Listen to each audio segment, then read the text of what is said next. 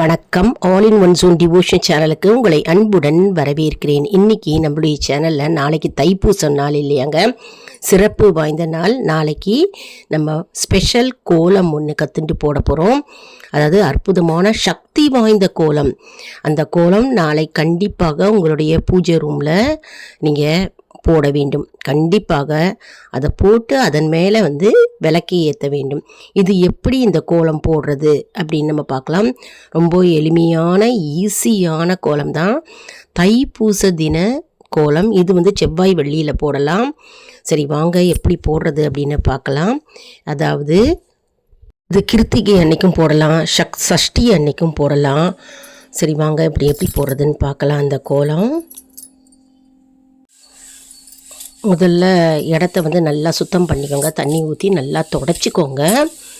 எனக்கு கடப்பக்கல் இருந்தது. இந்த கடப்பக்கல்லில் தான் நான் கோலம் போடுவேன். பூஜை ரூமில் போடணுங்க. அதாவது எப்பவுமே 2 இழை போடணும்.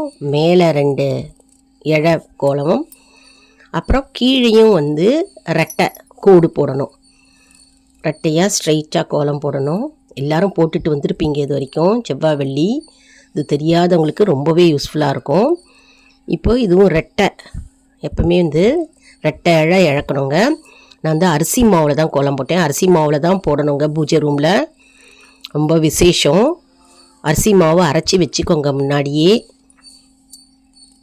இதுவும் ரெட்டை இழை போடலாம். ரேஷன் அரிசி மாவு அரிசி கிடச்சாலும் அதை வச்சு நீங்கள் அரைச்சி வச்சுருந்தீங்கன்னா கூட போடலாம். நடுவில் ஓம் அப்படின்னு போடணும். நடுவில் ஸ்டார் போட்டுக்கணும். ஸ்டார் ரொம்பவே முக்கியம் முருகப்பெருமானுக்கு. இப்போ மேலே ச அப்படின்னு போடுறோம். ர ர அழகாக அரிசி மாவில் போட்டுக்கிறோம். ச ர போட்டுக்கிறோம். வா வா போட்டுக்கிறோம். இங்கே நா நல்லா அழகாக பளிச்சுண்டு இருக்குங்க. பா போட்டுக்கிறோம். வா போட்டுக்கிறோம். இப்போது ச ர வ ந ப வ நடுவில் ஓம் அப்படின்னு போட்டுக்கிறோம். இது ஸ்டாரு, அதாவது முருகப்பெருமானுடைய நட்சத்திரத்தை குறிக்கிறது. கிருத்திகை நட்சத்திரம் முருகப்பெருமானுடைய நட்சத்திரத்தை குறிக்கிறது. ச ர வ ந ப வ.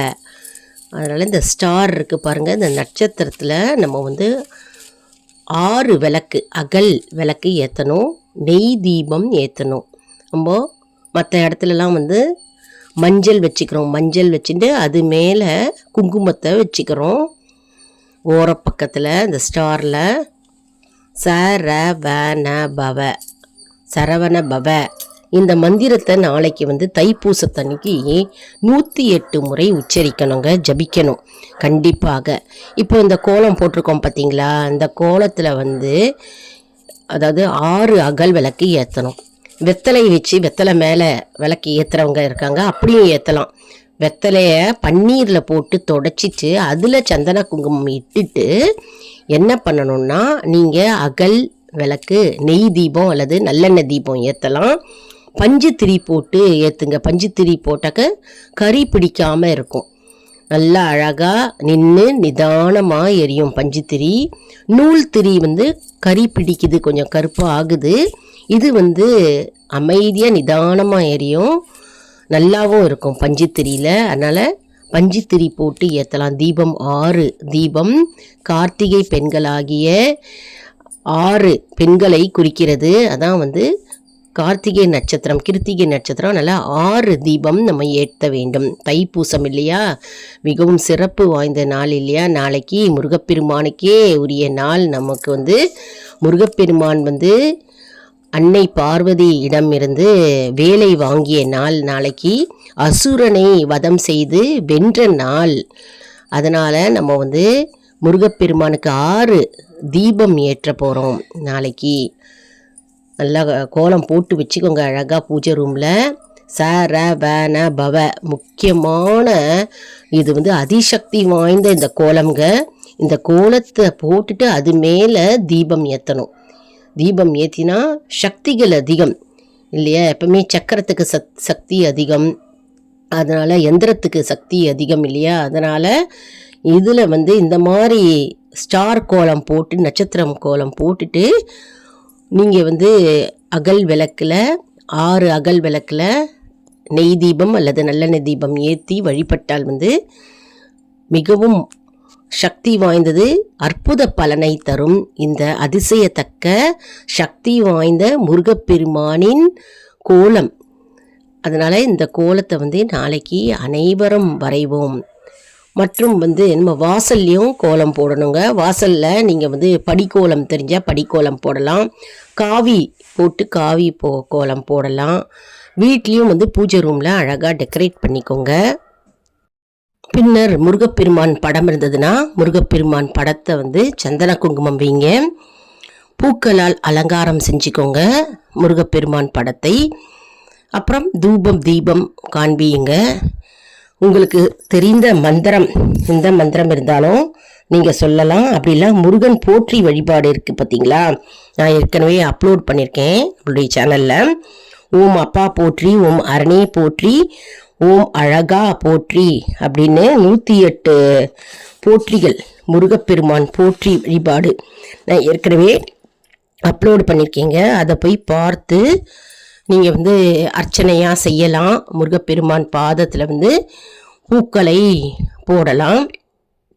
மற்றும் வந்து முருகனின் வேல் இருந்ததுன்னா வேல் வழிபாடு பண்ணலாங்க. வேல் வழிபாடு எப்படி செய்வது அப்படின்னா, முருகப்பெருமான் வேலுக்கு வந்து பால், சந்தனம், தயிர் ஆகிய பொருளுடன் வந்து அபிஷேகம் செய்யணுங்க. அபிஷேகம் செஞ்சு சந்தன குங்குமம் இடுங்க, வேலுக்கு விபூதி இடுங்க, பூக்கள் வைத்து வேலை வந்து அலங்காரம் செய்யணுங்க.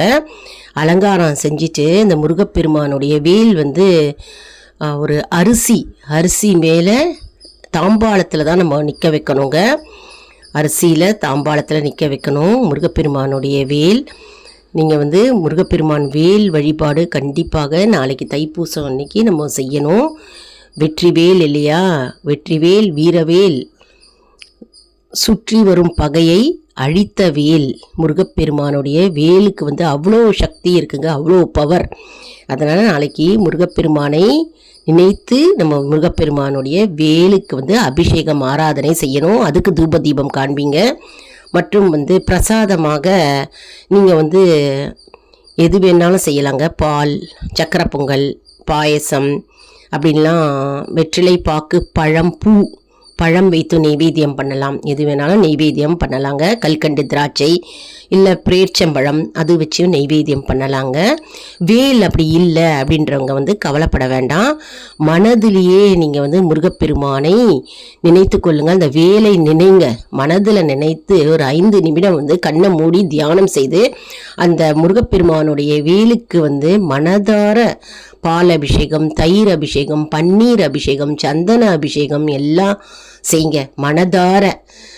மனதார வேண்டினாலே போதுங்க. அந்த வேலுக்கு நம்ம வந்து வேல் வழிபாடு செய்த பலனை நமக்கு வந்து கொண்டு வந்து சேரும். அதனால் வேல் நம்மக்கிட்ட இல்லை அப்படின்னு கவலைப்பட வேண்டாம். மற்றும் வந்து முருகப்பெருமானின் வேலை பிரார்த்திக்கும் ஒரு மந்திரம் இருக்குங்க, வேல் பிரார்த்தனை மந்திரம். இது அற்புத சக்தி வாய்ந்த வேல் பிரார்த்தனை மந்திரம்ங்க. கவனமாக கேளுங்க, ஸ்கிப் பண்ணாமல் பாருங்கள் வீடியோவை, உங்களுக்கு அப்போ தான் புரியும். அதாவது மனோவியாதி, சத்ரு பயம். மனோவியாதினா மனதில் எவ்வளவோ வியாதிகள் இருக்கும். வியாதினா என்ன? மனக்குழப்பங்கள், மன போராட்டங்கள், மனவேதனைகள், மன உளைச்சல்கள், இதெல்லாம் வந்து மனவியாதி அப்படின்னு சொல்லுவோம், மனோவியாதினே சொல்லுவோம். அதனால் அது ஸ்ட்ரெஸ்ஸு, டென்ஷன், ஆங்ஸைட்டி இதெல்லாம் சொல்லுவோம் இல்லையா, பயம், பதட்டம் இதெல்லாம் இருக்கும் இல்லையா, அதெல்லாம் வந்து மனோவியாதிங்க.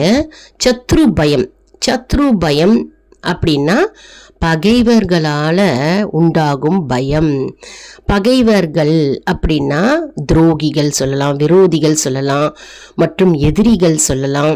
நம்ம கூடவே இருப்பாங்க ஆஃபீஸில், காலேஜில், ஸ்கூல்ஸில், எல்லா இடத்துலையும். ஆனால் வந்து நம்மை ஏமாற்றி அவர்கள் வந்து நம் மீது பழி போடுவார்கள். அந்த மாதிரியும் இருப்பார்கள். அதை வந்து சத்ரு பயம், பயந்துக்கிட்டே இருப்பாங்க. என்ன ஆகுமோ ஏதாகுமோன்னு பயம், சத்ரு பயம் உண்டாகும். மனதில் எப்பொழுதுமே பயமும் குழப்பமும் இருக்கும். அதெல்லாம் போக்கி சுகமளிக்கும் மந்திரம். இந்த வேல் வந்து மனோவியாதி சத்ரு பயம் போக்கி சுகமளிக்கும் மந்திரம். சத்ரு பயம்னா எல்லாமே எதிரி தொல்லையும் சொல்லலாம், மற்றும் பில்லி சூன்யம் ஏவல் செய்வினை, தெரிந்த எதிரிகள் தெரியாத எதிரிகள் இதெல்லாம் இருக்கும் இல்லையா, பேய் பிசாசு அனைத்தும் என்னென்ன பயங்கள் உண்டோ, என்னென்ன தீய சக்திகள் இருக்கோ அது எல்லாம் வந்து போக்கி சுகம் அளிக்கும். நமக்கு சுகம் தருவார் முருகப்பெருமானுடைய வேல். அதனால இந்த மந்திரம் வந்து அற்புதமான மந்திரம்ங்க. இப்போ எப்படி சொல்லணும், ஓம் சக்தியான வேலே, இவ்வுலகத்திற்கு தாயானவளே, அனைத்து சுகத்தையும் கொடுப்பவளே, உன்னை வணங்குபவரின் மனோவியாதியை போக்குபவளே, உன்னை ஆராதிக்கிறேன் அப்படின்னு நீங்கள் 108 முறை சொல்ல வேண்டுங்க. திரும்பவும் படிக்கிறேன் கேளுங்க. ஓம் சக்தியான வேலே, இவ்வுலகத்திற்கு தாயானவளே, அனைத்து சுகத்தையும் கொடுப்பவளே, உன்னை வணங்குபவரின் மனோவியாதியை போக்குபவளே, உன்னை ஆராதிக்கிறேன். திரும்பவும் படிக்கிறேன். ஓம் சக்தியான வேலே, இவ்வுலகத்திற்கு தாயானவளே, அனைத்து சுகத்தையும் கொடுப்பவளே, உன்னை வணங்குபவரின் மனோவியாதியை போக்குபவளே, உன்னை ஆராதிக்கிறேன். அப்படின்னா வந்து வேல், முருகப்பெருமானுடைய வேல் வந்து தாயானவளே, அதாவது மகாசக்தியானவள், அதாவது அம்பாள் சொரூபமான அந்த வேல், வெற்றி வேல் இல்லையா, முருகப்பெருமானுடைய வேல். அந்த வேல் வந்து எல்லா சுகத்தையும் நமக்கு கொடுக்கின்ற வேலாக திகழ்கிறது. மற்றும் மகா சக்தியான வேல் வந்து நம்முடைய மனோவியாதிகளை போக்குகின்ற ஒரு அற்புதமான வேல். உன்னுடைய வேலை, உன்னுடைய திருப்பாதங்களை நாங்கள் வந்து ஆராதிக்கிறோம், நாங்கள் போற்றி புகழ்ந்து ஆர்த்தி செய்து நாங்கள் வணங்குகிறோம் திருவேலே அப்படின்னு இந்த சக்தியான முருகப்பெருமானுடைய வேல் நம்ம வந்து போற்றி புகழ்ந்து பாடுகின்றோம். அதாவது மனோவியாதி போனாலே என்ன ஆகும்னா, நமக்கு அனைத்து வளங்களும் நன்மைகளும் நம்மை தேடி வந்து அடையுங்க. குடும்பம் மகிழ்ச்சி அடையும், ஒற்றுமையாக வாழ்வோம், மற்றும் சந்தோஷம், சமாதானம், மன மகிழ்ச்சி, மன அமைதி நமக்கு கிடைக்கும். அதனால தான் முருகப்பெருமானுடைய சக்தியான வேலை வந்து நம்ம போற்றி புகழ்ந்து பாடி முருகப்பெருமானுடைய வேலுக்கு அபிஷேகமும் அர்ச்சனையும் தீபாராதனையும் நம்ம செய்கிறோம். மற்றும் நாளைக்கு தைப்பூசம் இல்லையா, முருகப்பெருமான் வந்து தன்னுடைய தாய் பார்வதி தேவியிடம் இருந்து வேலை வாங்கிய ஒரு அற்புதமான நாள். அதனால் நாளைய தினம் வந்து இந்த சக்தியான ஒரு அற்புதமான வேல் மந்திரத்தை பிரார்த்தனையாக எல்லாரும் சொல்லி நம்ம வந்து முருகப்பெருமானுடைய அருளையும் மற்றும் வேலின் பலனையும் நாம் பெறுவோம். நாளைய தினம் தைப்பூசம். நம்ம அனைவரும் வந்து கோவிலுக்கு சென்று முருகப்பெருமானை வழிபட வேண்டும். மற்றும் வீட்டில் வந்து நம்ம விளக்கேற்றி முருகப்பெருமானை வழிபட வேண்டுங்க. அற்புதமான கோலத்தை நாளைக்கு போடுங்க. அதான் நம்மளுடைய வீடியோவோட பதிவில் ஆரம்பத்திலே நான் காமிச்சிட்டேன். அதாவது முருகப்பெருமானுக்கு வந்து நம்ம ஸ்டார், அதாவது நட்சத்திரம் போட்டு வரைந்து நம்ம வந்து அகல் விளக்கில் நெய் அல்லது நல்லெண்ணெய் தீபம் நம்ம ஏற்றணுங்க. நாளைக்கு இந்த அருமையான சக்தியான கோலத்தை நாளைக்கு போட்டு முருகப்பெருமானை நம்ம மகிழ்வித்து நம்முடைய வேண்டுதல்களை முருகப்பெருமானிடம் நம்ம வைப்போம். வேல் பிரார்த்தனை மந்திரத்தையும் நம்ம அனைவரும் படிக்கணுங்க. இந்த வீடியோ உங்களுக்கு மிகவும் பயனுள்ளதாக இருக்கும் என்று நான் நம்புகிறேன். இந்த வீடியோவுக்கு ஒரு லைக் கொடுங்க. இதை மற்றவர்களுக்கும் ஷேர் செய்யுங்கள், அவர்களும் பலனடையட்டும். மேலும் ஆல் இன் ஒன் ஜோன் அன்பர்களுக்கு ஒரு அன்பான வேண்டுகோள். நம்முடைய கம்யூனிட்டி போஸ்டில் கேள்வி பதில் நேரம் வருங்க. அந்த கேள்விகளுக்கு பதில் தாங்க.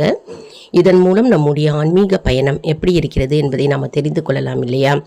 இது சப்ஸ்கிரைப் செய்தவர்களுக்கு மட்டுமே தெரிய வரும். அதனால் நம்முடைய சேனலை மறக்காமல் சப்ஸ்கிரைப் செய்து கொள்ளுங்கள். நிறைய நம்ம வீடியோவை ஷேர் பண்ணுங்க.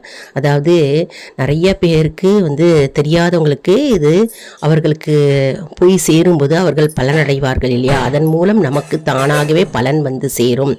அடுத்த வீடியோவில் வேறு ஒரு தலைப்புடன் உங்களை சந்திக்கிறேன். நன்றி, வணக்கம்.